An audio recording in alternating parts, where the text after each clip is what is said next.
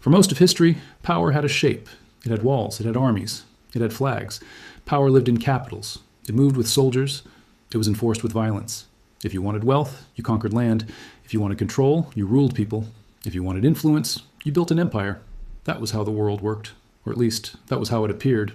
Because far from thrones and battlefields, something very different was taking form, something quieter, something more patient, something far more dangerous to old power. Not an empire of land, an empire of movement, an empire without borders.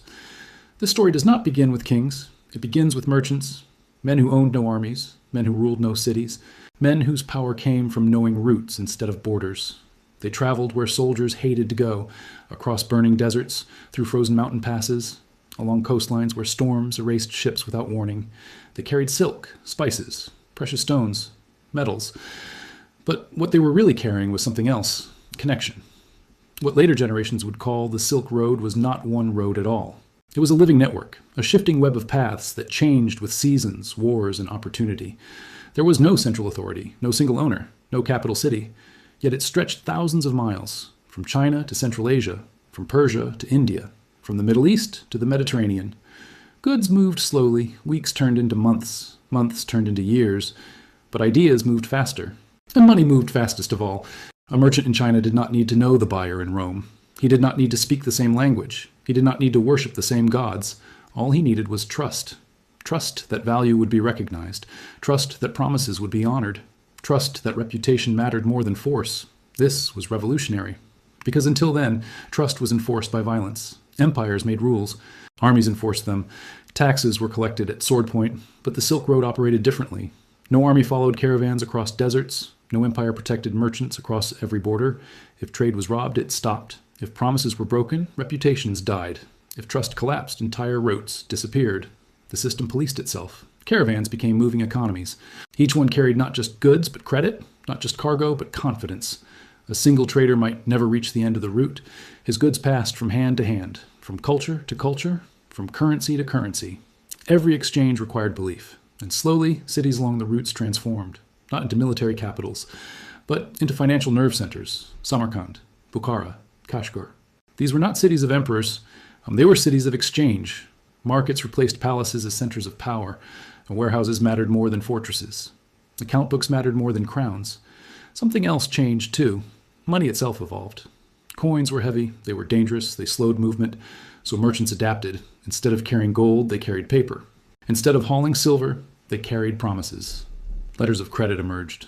Bills of exchange spread. A trader could deposit value in one city and retrieve it thousands of miles away. No soldier escorted it. No king approved it. No border could stop it. Value became portable, invisible, independent of land. This was a silent revolution. Empires did not notice at first. They were too busy fighting wars, too busy expanding borders, too busy counting territories. But while armies marched, trade flowed around them. Borders shifted. Dynasties collapsed. Rulers changed names and faces. The network endured. The Silk Road did not belong to any empire, and because of that, it survived them all. Power was changing. Not loudly, not suddenly, but permanently. Control no longer required conquest. Influence no longer required armies. Those who moved value quietly shaped the world. And once that door opened, it never closed again, because every financial system that followed borrowed something from this model. Trade before territory, networks before borders, trust before force. In the next part, we will see what happened when empires finally realized what they were losing, and how they tried to take control of a system that was never built to be ruled. For a long time, empires ignored the Silk Road, not because they did not see it, but because they did not understand it. To kings, power meant land. To generals, power meant borders. To empires, power meant control through force. And the Silk Road did not fit any of that. It had no capital to capture, no army to defeat, no throne to overthrow. So rulers did what rulers always do when something escapes their control. They tried to own it. At first, they taxed it. Empires placed tolls on caravans, charged fees at city gates, demanded tribute from traders passing through their territory. But trade simply rerouted. If a city became too expensive, caravans avoided it. If a ruler became too greedy, routes shifted overnight. Money flowed where it was welcome. Next, empires tried protection. They promised safety in exchange for loyalty. They stationed soldiers along trade routes. They built fortresses near key passes. But protection had a cost. Armies needed food. Soldiers demanded pay. Bureaucracies grew fat and slow, and merchants did what they always did. They adapted. Trade moved beyond borders. Through deserts no army could hold. Across seas no empire could fully patrol.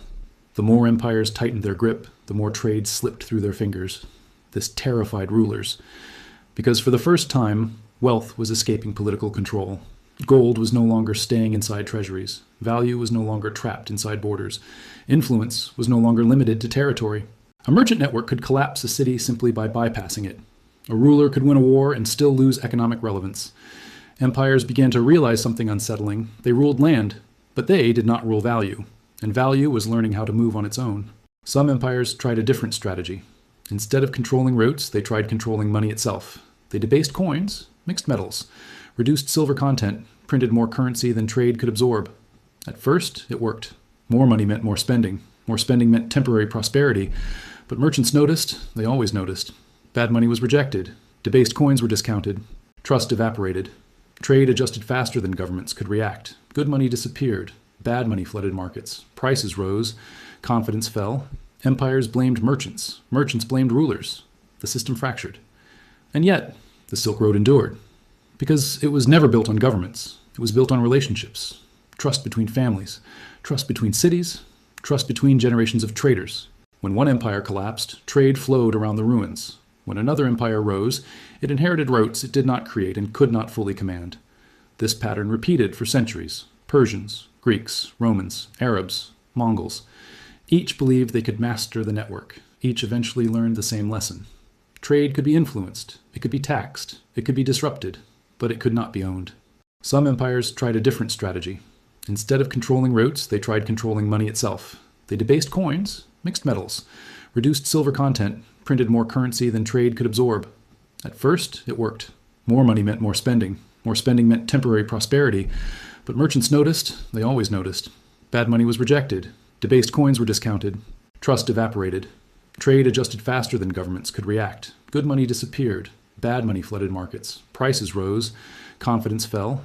Empires blamed merchants. Merchants blamed rulers. The system fractured. And yet, the Silk Road endured. Because it was never built on governments. It was built on relationships. Trust between families. Trust between cities. Trust between generations of traders. When one empire collapsed, trade flowed around the ruins. When another empire rose, it inherited routes it did not create and could not fully command. This pattern repeated for centuries. Persians, Greeks, Romans, Arabs, Mongols. Each believed they could master the network. Each eventually learned the same lesson. Trade could be influenced. It could be taxed. It could be disrupted. But it could not be owned. The Silk Road never disappeared. It evolved. Caravans became ships. Routes became sea lanes. Merchant families became banks. But the logic stayed the same. Value moves where it is trusted. Money flows where it is respected. Trade survives where power cannot dominate it. When the Silk Road faded, something replaced it. Maritime trade networks. Phoenician merchants financing voyages across the Mediterranean. Arab traders connecting Africa, India, and Southeast Asia. Chinese fleets carrying silk, porcelain, and silver across oceans. No empire controlled it all. They depended on it, and dependency changes power. By the time Europe entered the age of exploration, rulers had learned an uncomfortable truth. You could conquer land, but you could not conquer trade. So they adapted. Kings stopped trying to dominate commerce directly. Instead, they partnered with it. They chartered companies, granted monopolies, issued licenses. The Dutch East India Company, the British East India Company, private entities with state backing, merchants with armies, balance sheets with cannons. And for a while it worked. Empires used trade to expand power. Trade used empires to expand reach. But the Silk Road logic never disappeared. When companies became too greedy, trade shifted.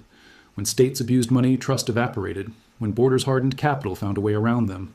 Fast forward to today. The modern world looks different, but the rules are the same. Cargo ships replaced caravans. Fiber optic cables replaced dirt roads. Digital ledgers replaced coins. But value still refuses to sit still. Money moves across borders in seconds. Supply chains stretch across continents. Markets react faster than governments can respond. And once again, power is uneasy. States print money. Debt explodes. Currencies weaken. People respond the same way merchants always have. They look for alternatives, assets that move, systems that do not depend on a single ruler, networks that survive political mistakes. Gold, global trade, decentralized systems, digital value. This is not new. It is ancient. The Silk Road taught humanity something profound. Power is strongest when it flows, and weakest when it tries to freeze value in place. Empires fall when they forget this. Markets endure because they remember. Every major shift in history followed this pattern. Rome debased its currency.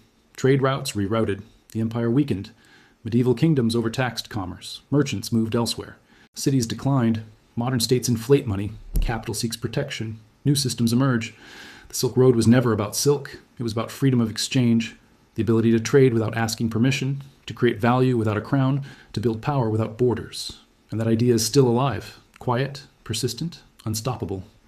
If you understand that, you understand why history keeps repeating itself, and why the real battles today are not fought with armies, but with systems of money, trust, and trade.